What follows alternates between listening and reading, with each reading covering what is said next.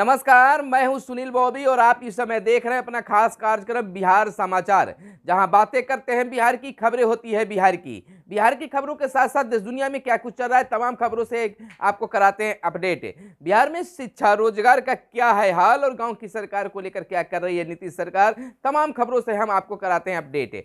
बिहार में इन दिनों जातीय जनगणना यानी कि मकानों की गणना की जा रही है, परिवारों की गणना की जा रही है और यह भी चर्चा है कि यह जातीय जनगणना का मामला कोर्ट में चल रहा है। लोग यहां तक कह रहे हैं कि यह जातीय जनगणना रुक जाएगा। कुछ लोग का कहना है कि यह बेहतर है, कुछ लोगों का कहना है कि यह तो बिहार सरकार बिल्कुल गलत कर रही है। खुद का गणना या जनगणना कराना यह सैद्धांतिक नहीं है। तो इस तरह की चर्चाएं अभी बिहार में जारी है। तो वहीं दूसरी राजनीतिक उठापटक भी जारी है, बयानबाजी तिरंगबाजी जारी है। लोग एक दूसरे पर टिप्पा टिप्पणी कर रहे हैं, क्योंकि साफ साफ पता चलने लगा है कि लोकसभा चुनाव की तैयारी में सभी दल लगे गए हैं, सभी अपने अपने दौरे पर निकले हुए हैं। यानी कि जनता को फिर एक बार आकर्षित करने की प्लानिंग योजना चल रही है और जनता के बीच में लोग जा रहे हैं और बयानबाजी चल रहे हैं। जब भी मीडिया को में देखते हैं तो एक दूसरे का, भाजपा का अलग आलाप, जदयू का अलग और राजद का अलग, विभिन्न पार्टियों का अलग अलग बयान देखने और सुनने के लिए मिल रहे हैं। दूसरी खबर हम बता दें कि बिहार के मुख्यमंत्री नीतीश कुमार समाधान यात्रा पर चल रहे हैं, जहां जीविका दीदियों से खास रूप से बैठक कर रहे हैं, मिल रहे हैं, उनकी समस्याओं को जान रहे हैं और खास जिम्मेदारियां भी देते जा रहे हैं। तो इस तरह से जीविका दीदियों में एक बार फिर से उत्साह मिला है। इसी क्रम में आज जीविका दीदियों के साथ बैठक और अन्य योजनाओं पर बात समीक्षा भी किया गया बक्सर में।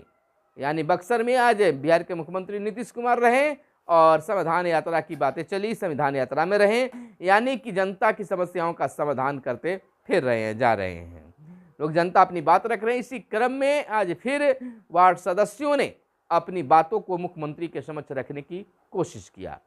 पहले भी हमने बता चुका है कि मुख्यमंत्री को वार्ड सदस्य संघ के द्वारा, वार्ड सदस्यों के द्वारा ज्ञापन सौंपा गया अपने हक और अधिकार को लेकर, लेकिन सरकार की ओर से अभी कुछ बयान सामने नहीं आ रहे हैं।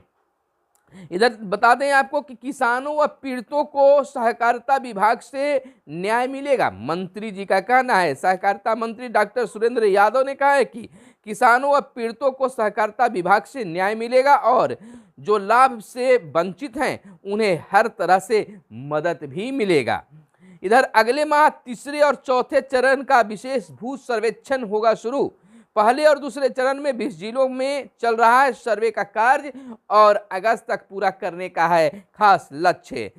विशेष सर्वेक्षण कर्मियों की वेतन वृद्धि पर हो रहा है विचार, यानी कि वेतन वृद्धि पर भी विचार चल रहा है और 500 कर्मियों को थमाया गया है। इसको लेकर नोटिस 205 अंचलों में सर्वे का काम शुरू करने की है योजना और 2024 तक इस चरण के कार्यों को पूरा करने का है लक्ष्य।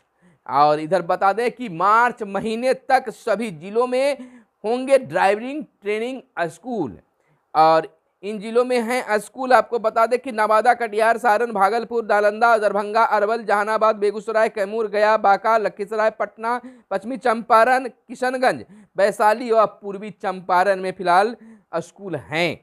आपको बताते चले कि मार्च 2023 तक राज्य के सभी जिलों में ड्राइविंग ट्रेनिंग स्कूल स्थापित होंगे। परिवहन विभाग इस लक्ष्य को पूरा करने की निरंतर कोशिश में लगा है। इधर 9वीं रजिस्ट्रेशन अब 23 जनवरी तक होगा। आपको बता दें कि मैट्रिक वार्षिक परीक्षा 2024 में शामिल होने वाले 9वीं का रजिस्ट्रेशन अब 23 जनवरी तक हो पाएगा। और स्वतंत्रता सेनानियों को श्रद्धांजलि दी गई और राज्यपाल से मिले कृषि विश्वविद्यालय के कुलपति और चिराग के नेतृत्व में लिया गया संकल्प है। इधर गांवों का विकास देख अच्छा लग रहा है, कमियों का हो रहा है अध्ययन, मुख्यमंत्री ने कहा।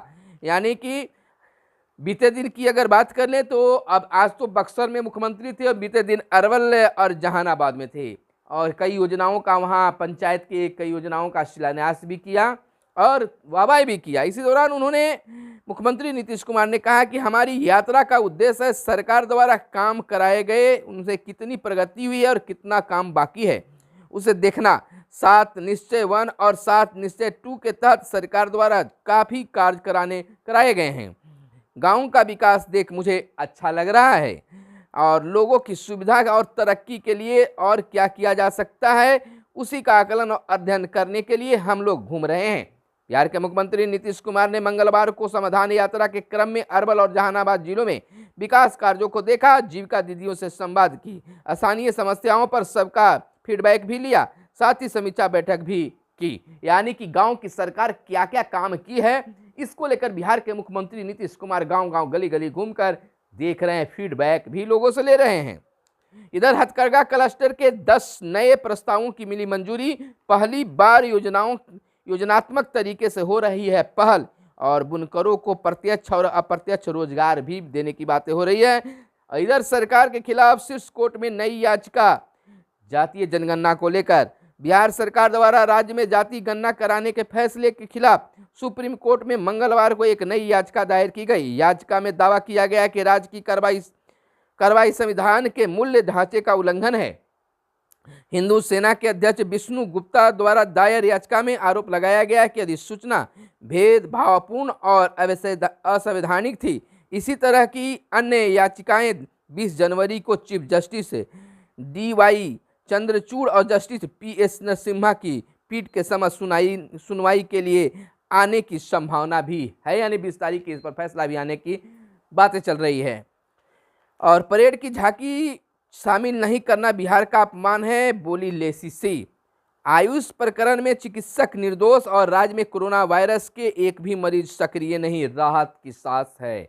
यानी कि कोरोना से फिलहाल बिहार अछूता है। बीआईपी छोड़ जदयू में शामिल हुए बाल मुकुंद और जिला उद्योग केंद्रों की रैंकिंग में नालंदा अव्वल तो मधेपुरा फिसड़ी। टॉप 5 में शामिल हुए लखीसराय और शिवहर। बिहार में नदियों के व्यवहार और चरित्र का अब अध्ययन होगा। बीरपुर में बन रहा है आधुनिक भौतिक प्रतिमान केंद्र। बिहार अपनी नदियों तथा उनके जल के बारे में आवश्यक तथ्यों को जानने के मामले में आत्मनिर्भर भी हो जाएगा।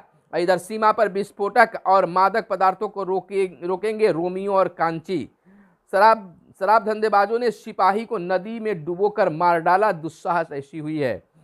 इमाम की हत्या में पिता, पुत्र व भाई सहित 10 को उम्र कैद और मृत समझकर किया अंतिम संस्कार, जिंदा निकला बेटा। यानी कि लोगों ने सोचा कि यह मर गया है, लेकिन दाह संस्कार होते ही वह जिंदा निकल गया। कुएं में मिले 100 को पुत्र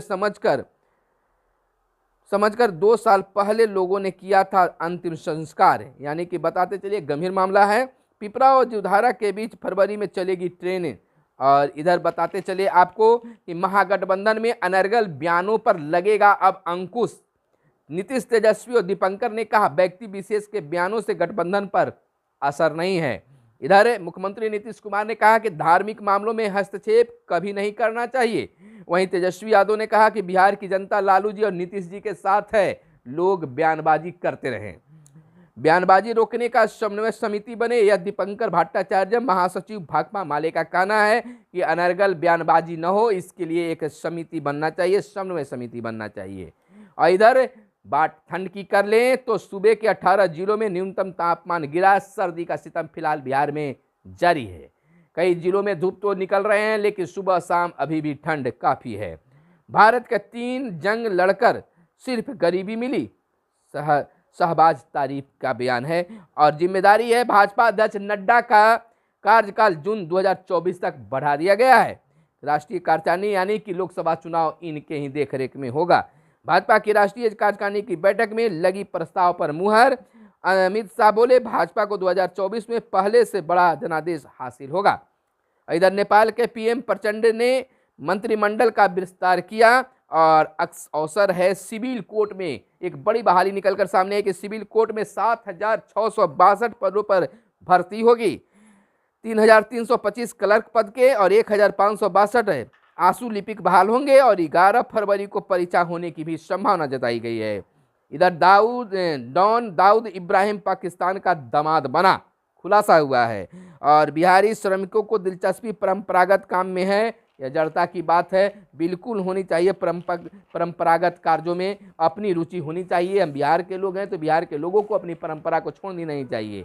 इधर मोदी जी ने कहा है कि उम्मीद जताई है भारत का सबसे अच्छा युग आ रहा है।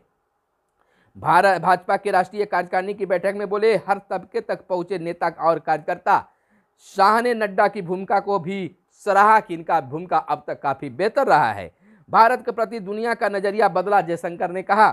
बैठक में कई विकास कार्यों का उल्लेख भी किया गया और राहुल से गले मिलने को भीड़ में घुसा युवक आरएसएस दफ्तर नहीं जा सकता, राहुल गांधी ने कहा। सत्ता परिवर्तन चाहता है मेघालय, ममता बनर्जी का यह मानना है। और चीन की आर्थिक वृद्धि दर घटकर 3% पर आई। वहीं सेवानिवृत्त रेलवे अफसर के पास 15 करोड़ संपत्ति। सड़कों पर गड्ढों से सालाना हो रही है 3500 की मौतें, यह रिपोर्ट आया है सामने। पुरानी पेंशन व्यवस्था पर राज्यों को आगाह किया गया। और अब्दुल रहमान मक्की वैश्विक आतंकी घोषित। और यह थी आज की खास प्रमुख खबरें जो आपके लिए काम की खबरें थी। कुछ और खबरें फटाफट अंदाज में चलते चलते बता दें कि विटामिन डी की नियमित सेवन से मेलेनोमा का जोखिम कम होता है। और परमाणु हाइड्रोजन से उत्पन्न रेडियो सिग्नल का पता लगा। और इंस्टाग्राम से यूजर को होता है अवसाद, एलन मस्क का कहना है। और लो चार्जिंग नोटिफिकेशन पर काम कर रहा है फिलहाल गूगल। तो यह थी आज की खास प्रमुख खबरें जो आपके लिए काम की खबरें थी। कैमरे के पीछे है मिस्टर साहिल। धन्यवाद। जय हिंद।